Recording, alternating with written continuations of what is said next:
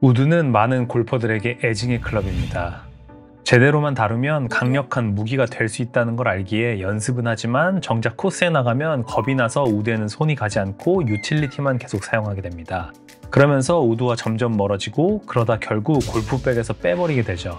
더 나아가 중고 매물로 팔아버리는 슬픈 결말을 맞이하기도 합니다. 우드만 잘 다룰 수 있다면 스코어 관리 한결 수월할 텐데요. 티샷 대용으로 사용하며 안정적으로 페어웨이도 지키고 파5에서 쉽게 버디 찬스를 노려볼 수 있기 때문이죠. 그래서 오늘은 우드를 잘 치기 위해 어떤 부분에 집중해야 하는지 알아보겠습니다. 오늘 영상을 끝까지 보시면 분명히 우드를 여러분의 강력한 무기로 만드실 수 있을 겁니다. 먼저 우드를 잘 치기 위해서는 이 부분이 중요하다고 하는데요. 그것이 무엇인지 KLPGA 통산 2승을 기록 중인 김민선 세븐프로의 이야기를 들어보시죠.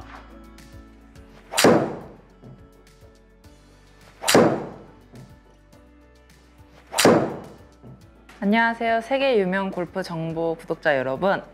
저는 KLPGA에서 뛰고 있는 김민선 세븐프로입니다. 일단 저는 우드를 칠 때 컨택 부분에 대해서 가장 많이 신경을 쓰는데요.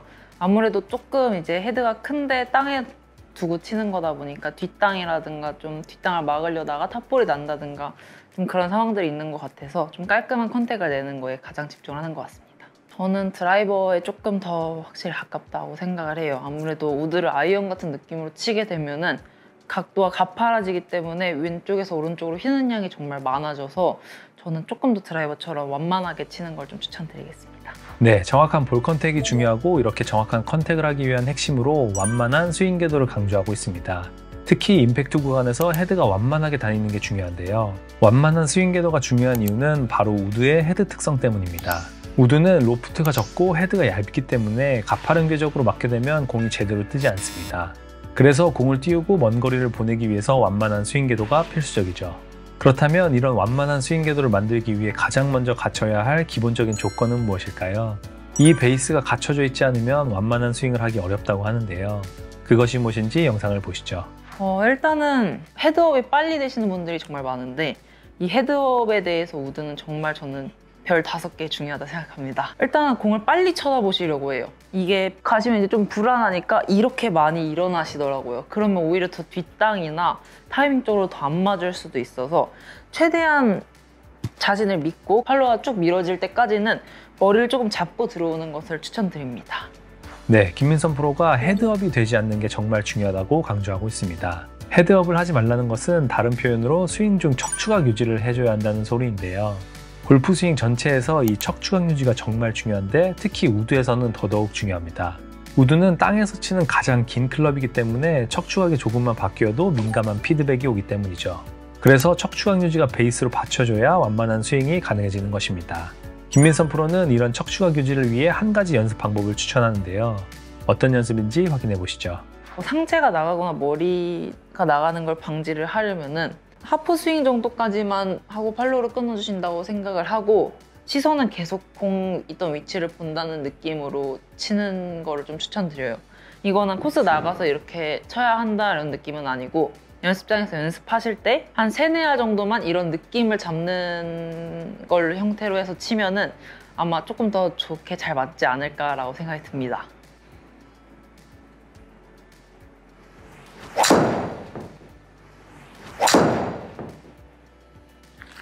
이런 느낌으로 치시면 조금 더 상체가 제자리에서 잡혀서 들어오기 때문에 좀 튀어나가서 나오는 이런 미스들은 좀 없어지지 않을까라고 생각이 듭니다. 네, 팔로우 스로우를 하프 스윙까지만 하면서 시선은 계속 공을 바라보는 연습이었습니다. 이렇게 머리를 고정한다는 느낌을 가지면 자연스럽게 척추각도 끝까지 유지될 수 있는데요. 이렇게 연습하다 보면 몸이 올바른 자세를 기억하게 되어 실전에서도 안정적인 스윙 궤도를 유지하는 데 큰 도움이 되실 겁니다. 이렇게 스윙 중 척추각을 안정적으로 유지할 수 있다면 이제 완만한 스윙을 하기 위한 기본이 갖춰진 건데요. 이제 여기서 완만한 스윙 궤도를 위해 더 디테일하게 어떤 부분에 집중하면 좋은지 알아보겠습니다. 김민선 프로가 다운스윙 구간, 팔로우 스로우 구간 이렇게 두 구간으로 나눠 효과적인 스윙 팁을 설명해 준다고 하는데요. 먼저 백스윙 탑에서 임팩트까지의 다운스윙 구간에서 어떤 점에 집중하면 좋은지 영상을 보시죠. 저 같은 경우는 일단 우드는 백스윙 올라가셨다가 이렇게 가파르게 좁아져서 내려오면은 안 되는 클럽인 것 같아요. 아이언은 조금 이렇게 좁아져서 내려와도 컨택이 잘 나오면은 공의 구질을 맞춰서 칠 수 있는데, 우드나 드라이버 같은 경우는 이렇게 좁아져서 내려오면 왼쪽으로 많이 가거나 아니면 이렇게 찍혀면서 뽕샷이 나거나 이런 경우들이 생기기 때문에 저는 백스윙 끝까지 쭉 여유 있게 가셔서 여기서 조금 이렇게 넓게 내려오는 걸 추천드려요. 탑에서 다운스윙 내려올 때 팔하고 몸하고의 간격이 좀 넓게 내려오는 느낌을 추천드립니다. 그래서 연습은 약간 왼손은 그립 끝을 잡고요. 오른손은 샤프트의 시작점, 이제 그립의 시작점을 잡고 백스윙 올렸다가 이 느낌 그대로 이렇게 내려오신 연습을 하시게 되면은 오른쪽 어깨가 이렇게 좁아질 수가 없거든요. 저는 좀 이런 연습 방법을 이런 느낌의 연습 방법을 좀 많이 추천드려요. 네, 김민선 프로가 강조한 포인트는 바로 몸과 팔 사이의 간격 유지입니다. 특히 오른팔이 좁아지면 안 된다고 강조하고 있는데요. 다운스윙 때 이렇게 몸과 팔의 간격이 좁아지는 이유는 잘못된 오해에서 비롯되는 경우가 많습니다. 프로들의 스윙을 슬로우 모션으로 보면 오른팔이 몸 앞에 붙어 나오며 엄청난 레깅 동작이 나오는 것을 보고 다운스윙 때 저렇게 팔을 몸으로 당겨와야 하는구나 착각하게 되는 것이죠. 하지만 프로들의 스윙에서 오른팔이 저렇게 몸에 붙는 건 스윙의 시퀀스상 몸이 팔보다 먼저 회전하고 팔이 뒤늦게 따라오면서 나오는 찰나의 순간일 뿐입니다. 오히려 선수들은 김민선 프로의 말처럼 속으로는 계속 몸과 팔의 간격을 유지하려고 의식하고 있는 것이죠. 그러니 여러분들도 다운스윙 때 팔을 몸쪽으로 억지로 당겨오려고 하지 마시고 간격이 좁아지지 않게 계속 유지하면서 내려온다는 느낌을 가지시면 가파르지 않고 완만한 다운스윙을 하실 수 있을 겁니다. 그리고 김민선 프로가 추천해주는 연습 동작을 해보시면 이러한 느낌을 잡는 데 한결 도움이 되실 겁니다. 이렇게 다운스윙 구간에 헤드가 완만하게 공 쪽으로 다가가는 게 중요한 만큼 헤드가 공에 임팩트된 후 팔로우 스루 구간에서도 완만하게 나가는 게 중요한데요. 하지만 많은 골퍼들이 7번 아이언 스윙 궤도에 익숙해져 있기 때문에 팔로우 스루 구간에서 헤드를 빨리 들어버리는 경향이 있습니다. 그렇기 때문에 우드를 칠 때 공에 제대로 힘 전달이 되지 않거나 타핑성 볼이 나오는 것인데요. 이렇게 팔로우 구간에서 헤드를 완만하게 움직이기 위해 도움이 되는 연습 방법이 있다고 합니다. 영상을 통해 확인해 보시죠. 저 같은 경우는 공 바로 앞에다가 조금 더 두고 연습하는 것 같아요. 우드 같은 경우는.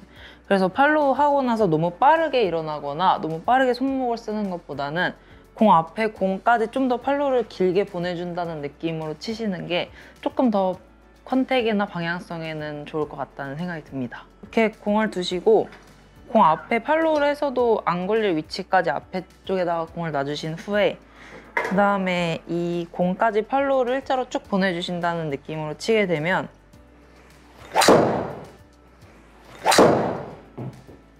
조금 뒤에서 맞는 컨택이 확실히 좀 줄어드는 것 같아요. 제가 봤을 때는. 네, 공 앞에 공 하나를 더 두고 그 지점까지는 헤드를 계속 뻗어준다는 느낌으로 스윙하는 연습이었습니다. 이렇게 임팩트 이후에도 본인 생각보다 더 낮고 길게 헤드를 뻗어주는 감각을 가져야 이것이 우드의 올바른 스윙 궤도인 것인데요. 억지로 헤드를 더 뻗어준다기보다는 클럽이 가지고 있는 길이에 맞는 스윙 아크를 가져가는 것이죠. 그리고 이 느낌을 신경 쓰시다 보면 앞서 이야기한 척추각을 유지하는 스윙에도 많은 도움이 되니 꼭 해보시길 추천드립니다. 이렇게 임팩트 구간 앞뒤로 헤드를 완만하게 움직이는 게 우드의 정확한 컨택을 위한 핵심이었는데요. 여기에 더해 정확한 컨택을 위해 또 중요한 것이 있습니다. 그것은 바로 스윙의 타이밍입니다. 우드는 아무래도 바닥에서 치는 가장 긴 클럽이기 때문에 스윙의 타이밍을 잡기 쉽지 않고 조금만 타이밍이 어긋나도 컨택 실수로 연결되기 쉬운데요. 올바른 스윙의 타이밍을 잡기 위해 어떤 부분에 신경 쓰면 좋은지 김민선 프로의 이야기를 들어보시죠. 일단 저는 탑에서 절대로 급하지면 안 된다고 생각을 해요. 이게 제가 프로암 같은 행사를 나갔을 때 아마추어 분들이 그 우드를 칠 때는 특히 더 백스윙이 짧아지시는 분들이 생각보다 많더라고요. 오히려 이렇게 긴 클럽일수록 백스윙을 끝까지 여유 있게 가서 여유를 살짝 가지고 내려오는 게 타이밍적으로는 훨씬 이 공을 맞추시기 편하실 것 같고, 네, 백스윙 탑에서 다운스윙으로 전환되는 구간, 즉 트랜지션 구간에서 급해지지 않는 것이 중요하다고 설명해주고 있습니다.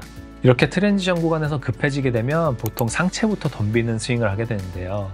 그러면서 앞서 이야기한 팔을 당기는 동작, 머리가 앞으로 나가며 척추각이 무너지는 동작 등이 나오게 되죠. 그래서 김민선 프로는 백스윙을 짧게 가지 않고 충분히 여유 있게 가주는 게 타이밍이 급해지지 않기 위해 중요하다고 이야기해주고 있습니다. 이렇게 백스윙을 충분히 가면서 여유를 가지는 데 도움이 되는 연습이 있다고 하는데요. 어떤 연습인지 영상을 확인해 보시죠. 우드 같은 경우는 급해지지 않는 게 제가 계속 말씀드렸듯이 가장 중요한 포인트이기 때문에 하나 더 연습 방법을 알려드리자면은 탑에서 한 1초 정도 멈췄다가 내려오시는 연습도 추천드려요. 이것도 코스 나가서 이런 느낌으로 하는 것보다는 연습장에서 한 3-4알 정도만 이런 느낌으로 치시고 원래 그 다음에 치셨던 느낌으로 치시면은 조금 더 여유가 생기니까 그런 방법도 추천을 드립니다. 네, 백스윙 탑에서 1초 정도 멈췄다 내려오는 스탑앤고 드릴을 추천해주고 있습니다. 이 연습은 타이거 우즈, 젠더 슈펠레 등 수많은 프로들이 좋아하고 자주 활용했던 연습으로도 잘 알려져 있는데요. 이 스탑앤고 드릴을 할 때 한 가지 포인트는 1초 정도 멈추는 느낌을 가질 때 몸 전체를 가만히 둔다기보다는 상체만 그대로 두고 온다는 느낌을 가지시면 좋습니다.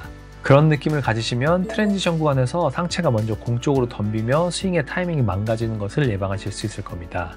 이렇게 스윙 측면에서 우드를 잘 치기 위한 부분들에 대해 알아봤는데요. 이제 실제 코스에서 우드를 더 잘 사용하기 위해 어떤 부분에 신경 써야 하는지 알아보겠습니다. 김민선 프로는 실제 코스에서 우드를 칠 때 이 부분을 정말 중요하게 생각한다고 하는데요. 그것이 무엇인지 영상을 보시죠. 우드는 이제 아무래도 파5나 만약에 파4에서 치게 될 경우는 티샷을 미스했을 때의 경우가 많이 있을 거라고 생각을 해요.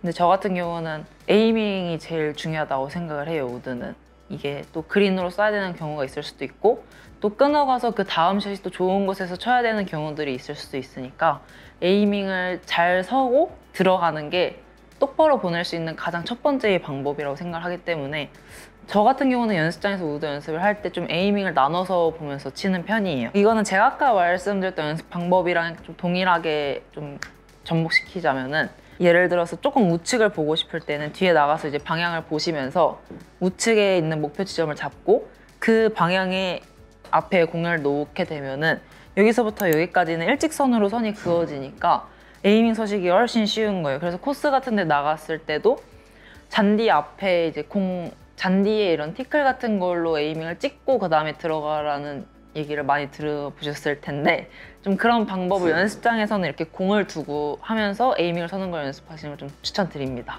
네, 김민선 프로가 실전 코스에서 우드를 칠 때 에이밍을 중요하게 생각한다고 이야기해주고 있습니다.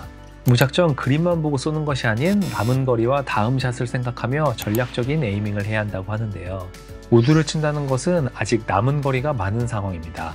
즉, 한 번의 미스가 더 큰 타수 손실로 이어질 수 있는 위험한 순간이기도 하죠.